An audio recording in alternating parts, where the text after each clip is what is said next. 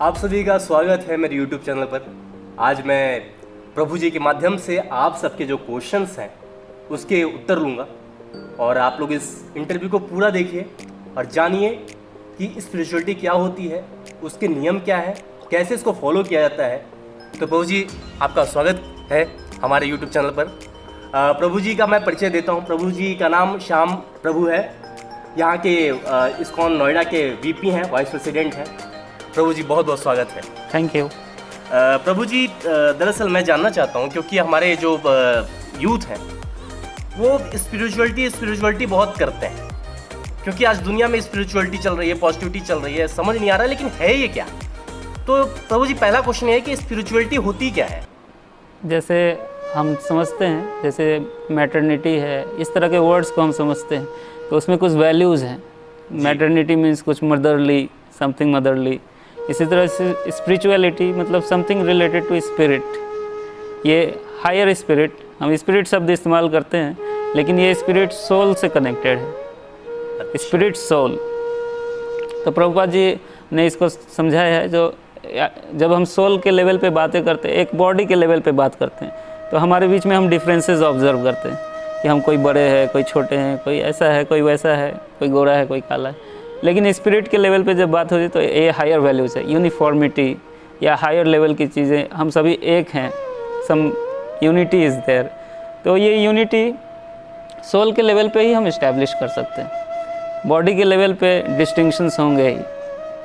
तो ये higher values को अपील करने का ये जो ह्यूमन एक एंडेवर है कि हम और हायर वैल्यूज़, हम सभी एक हैं, हम सबको इक्वल राइट्स होना चाहिए। लेकिन ये इक्वल राइट्स बॉडी के लेवल पे नहीं है, डिफरेंसेस रहेंगे ही। सोल के लेवल पे जाकर के ये संभव। हाँ, सोल के लेवल पे तो ये हायर वैल्यूज़ को हर व्यक्ति जानना चाह रहा है, पहचानना चाह रहा है कि हम कैसे एक दूसरे को लव कर सकें, कोई हेट का चीज़ ना हो, ये पॉजिटिव हो, हमें नेगेटिव नहीं फेस करना पड़े, हमें सक्सेस हो, फेलियर नहीं हो।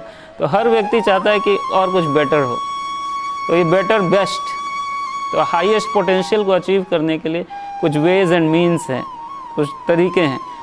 हम एक लाइफ में हायर वैल्यूज़ और हायर एन्जॉयमेंट चाहते हैं, तो वो एनलाइटनमेंट के साथ एन्जॉयमेंट ये स्पिरिचुअलिटी आपको एनेबल करता है। और वो सोल की बात जब सुनेंगे तो ये स्पिरिचुअलिटी संभव पाएगी। यस।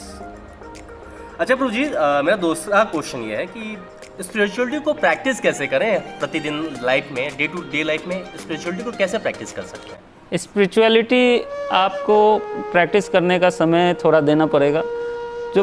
जो पुराना थोड़ा एक समाज था जहाँ पे लोग पुराने तरीके से थोड़ा जीते थे, तो उनके टाइम टेबल कुछ फिक्स कर रखा था लोगों ने। जो पर्सनल वैल्यूज़ हैं या अपने सेल्फ वैल्यूज़ हैं, उसके लिए मॉर्निंग का टाइम होता है। उस समय सब लोग का दिमाग फ्रेश रहता है और सब लोग अपना अपना काम करते हैं, इंटरेक्शंस कम होते हैं और सेल्फ पे फोकस थोड़ा ज़्यादा होता है। और तो मॉर्निंग टाइम को चूज़ करना चाहिए थोड़ा सा हमारे को स्पिरिचुअलिटी से कनेक्ट होने के लिए। मतलब आप कुछ भगवान से रिलेटेड बातें सुनिए, समझिए और कुछ स्पिरिचुअल प्रैक्टिसेस को जीवन में लाइए। स्पिरिचुअल प्रैक्टिसेस मेडिटेशन जिसको कहते हैं। दिन का जो समय है अपने व्यवसाय आदि के लिए है, और रात का फिर से जो समय आता है जब सब कुछ एंड हो चुका है, आप वापस अपने आते हो, फिर से अपने आप को रीएडजस्ट करो, कहाँ गलतियाँ हो गई दिन में, कहाँ ठीक करना था, थोड़ा सा इंट्रोस्पेक्ट, और फिर अगले दिन फिर स्पिरिचुअलिटी में उन सब चीज़ों को क्लियर किया जाए। जो हमने सीखा समझा उसको अप्लाई किया जाए। दिन में अप्लाई करना है, शाम को थोड़ा समझना है कि क्या गलतियाँ सही हुई और फिर पुनः सीखना है। और ऑलवेज लर्निंग। यस। अच्छा प्रभु जी ये बताइए कि स्पिरिचुअलिटी को फॉलो करने में ऐसी क्या क्या समस्या आ जाती है जिसमें कहता है अरे छोड़ो यार, इतना आध्यात्मिक इंसान नहीं बन पाऊंगा मैं। तो क्या क्या ऐसी ऑब्स्टिकल्स हैं जिसको अवॉइड भी करना चाहिए, और उन ऑब्स्टिकल्स को भी बताइए। हैबिट्स को कोई चेंज नहीं करना चाहता। लर्निंग करने में थोड़े ऑब्स्टिकल्स आएंगे। कोई नई चीज़ कोई भी सीखता है तो पुराने जो कंफर्ट लेवल है उससे बाहर निकलने में कठिनाई होती है। कुछ हायर प्राप्त करने के लिए कुछ लोअर को छोड़ना पड़ता है। तो ये जो हैबिट्स हमारे हैं हम चेंज नहीं करना चाहते। हमने कुछ नई लर्निंग की तो अप्लाई करने में जो डिफ़िकल्टी आई उसमें हम उसको अडॉप्ट नहीं करना चाहते। तो ये समस्याएं होती है। आगे बढ़ने के लिए, हायर चीज़ प्राप्त करने के लिए लोअर को छोड़ना होता है। तो ये like for everything it is like that. Higher values को आप अडॉप्ट करेंगे तो लोअर वैल्यूज़ आपको ऑब्स्ट्रक्ट करेंगे। तो ये हैबिट्स को चेंज करना ये एक बहुत बड़ा ऑब्स्टेकल है। मतलब आत्मा की शांति की प्राप्ति के लिए आपको अपना कंफर्ट जोन से आगे बढ़ना पड़ेगा, आगे बढ़ना पड़ेगा और उसका त्याग करना ही पड़ेगा। यस। प्रभु जी, स्पिरिचुअलिटी जो है वो हमारे तनाव को और हमारे फ्रस्ट्रेशन को कैसे ओवरकम कर देती है, उसको कैसे ख़त्म कर देती है? जब एक बच्चे को आप देखेंगे कि एक बच्चा छोटा रहता है तो उसके पास कुछ खिलौना होता है, उसके लिए बहुत मीनिंगफुल है, बहुत इम्पोर्टेंट है। अगर कोई उससे ले ले तो फिर वो बोलता है कि इसके बिना तो बेकार है, रोना धोना, सिर हाथ पकड़ना पटकना ऐसा करता है। तो चीज़ें उसके लिए वो बहुत बड़ी हैं। वही बच्चा थोड़ा बड़ा हो जाता है तो फिर वही चीज़ों को वो बोलता है अब कोई इसकी वैल्यू नहीं है, अब नए दूसरे खिलौने देखता है, वो दूसरे हायर चीज़ें उसको प्राप्त हो गई तो लोअर चीज़ों को छोड़ देता है। तो ऐसे ही स्पिरिचुअलिटी में है कि वो जब हमारे को लोअर वैल्यूज़ रहते हैं, हर छोटी चीज़ों से हमें लगता है कि ये बहुत इम्पोर्टेंट है। जब हम उसी चीज़ों में बड़े हो जाते हैं, मैच्योर हो जाते हैं, तो हमें समझ में आता है ये छोटी चीज़ों को वैल्यू उतना नहीं है जितना हम कर रहे थे। मैं भी इससे बेटर चीज़ें अगर मिल जाए हमारे पास है तो ये इतना मायने नहीं रखेगी। तो लाइक दैट इसी तरह से छोटी छोटी चीज़ें हमारे में डिफरेंसेस क्रिएट करती हैं। तो जब हम स्पिरिचुअलिटी प्रैक्टिस करते हैं तो हमारे जो कैपेसिटी है, सॉफ्ट एस्पेक्ट्स हैं, जैसे कि सॉफ्ट वैल्यूज़ हैं, जैसे टॉलरेंस हमारे को है अगर, तो हम कोई ऐसे मिसगिविंग्स या अप डाउन कुछ हुआ तो हम उसको ओके हैं, थोड़ा हम उसको संभाल लेते हैं। इसी तरह से मान लीजिए हमारे को कंपैशन है, तो किसी के प्रति हमारे को कुछ संवेदना है, उसको कुछ गड़बड़ फील हो रहा है या कुछ उसके साथ गलत हो गया लाइफ में, तो हम उसके साथ एम्पैथी कर सकते हैं, उसको मदद कर सकते हैं और हम बेटर फील कर सकते हैं हमारे लाइफ में। सो ये वैल्यूज़ हमारे स्ट्रांग होते जाते हैं जब हम स्पिरिचुअलिटी वी बिकम बेटर। और जिसके कारण हमारा तनाव हाँ, हमारी पॉजिटिविटी बढ़ती है, हमारे से जो रेडिएट करती है एनर्जी एक डिफरेंट टाइप की एनर्जी रेडिएट करती है और दूसरे की नेगेटिव एनर्जी को हम एब्जॉर्ब करने की कैपेसिटी बढ़ जाती है। उससे क्या होता है कि दूसरा भी बंदा क्या होता है, थोड़ा पॉजिटिव हो जाता है। तो जो इंटरेक्शंस होते हैं मोर मीनिंगफुल, मोर जॉयफुल बनते जाते हैं। तो ये हमारे को नया लेवल ऑफ एक्सपीरियंस लाइफ का देता है। टेस्ट मिलेगा तो जाहिर सी बात है तनाव तो आदमी समाप्त हो जाएगा। यस। प्रभु जी बताइए कि ये मंत्रा मेडिटेशन क्या होता है स्पिरिचुअलिटी में? जो आप लोग इस्कॉन में फॉलो करते हैं मंत्रा मेडिटेशन। हाँ, हरे राम हरे कृष्णा हरे। ये मंत्रा मेडिटेशन का मतलब है कि आपको मेडिटेट करना है मंत्र पे जी। तो मंत्र की जो शक्ति है वो आप जितना आप उस पर फोकस करेंगे या उसको समर्पण करेंगे तो वो समर्पण करने से वो अपनी शक्ति दिखाता है। ये कैसे काम करता है, ये जो हम करते हैं वो ध्वनि है, आध्यात्मिक ध्वनि है, भगवान के नाम को हम बार बार रिपीट करते हैं। ये कोई नया प्रोसेस नहीं है, एज ओल्ड प्रोसेस है। और क्योंकि ये स्पिरिचुअल एक डिफरेंट लेवल का, मटेरियल एक डिफरेंट लेवल का साउंड होता है, उसमें भी बहुत पावर होता है। वो साउंड हम देखते हैं डीजे चलता है तो दीवार हिलते हैं साउंड में कैपेसिटी है, ऐसा वो हिला पा रहा है। हमारे बॉडी में अगर साउंड की ऐसी कैपेसिटी है कि किस तरह का साउंड, अगर वाटर है हमारे बॉडी में तो एक डिफरेंट वे में उसको अलाइन कर रहा है। स्पिरिचुअलिटी की भी इसी तरह से कुछ कैपेसिटी है, मतलब कि ये जो मंत्र हैं इसकी कुछ कैपेसिटी हमारे माइंड को एक डिफरेंट वे में लेके जाने की, हायर वे में ले जाने की, पीसफुल बनाने की।